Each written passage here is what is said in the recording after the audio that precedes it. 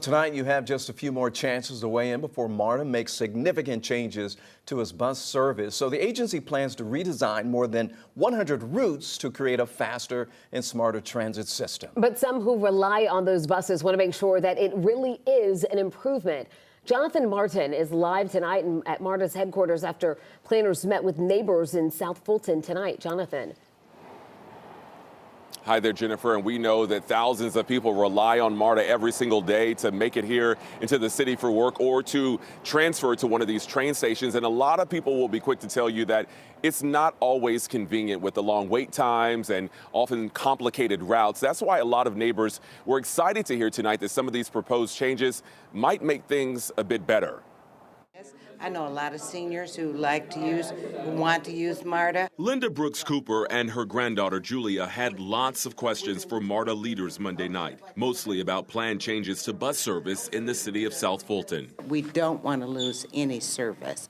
We wanted to see what they were projecting for new service, and we don't want to have any more seniors who cannot take advantage of riding MARTA. Michael Venable wants to be sure MARTA's plans for a new on-demand service will actually work. The changes of time and whether or not the technology is going to show up on my app to say, okay, don't stay on the bus, get off, get on this other one. The transit agency is holding its final public meetings this week for the community to weigh in on the major redesign of more than 100 bus routes across Fulton and DeKalb counties, including plans to increase frequency by having buses arrive every 15 minutes or better in key corridors, and by streamlining routes to reduce travel time and adding new on-demand service zones. But I live between Campbellton and Cascade. Linda was relieved to see the new maps would bring bus service closer to her neighborhood. The idea that you can call and someone will be there to pick you up to take you to a connecting point,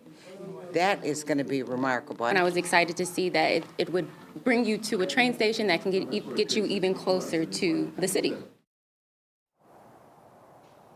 Yeah, overall, people are pretty pleased with what they heard tonight. By the way, if you did not make tonight's meeting, there are still a few more chances for you to weigh in. MARTA has another community meeting tomorrow night. That one will be in Lithonia. After those meetings this week, the MARTA planners will come up with a final draft.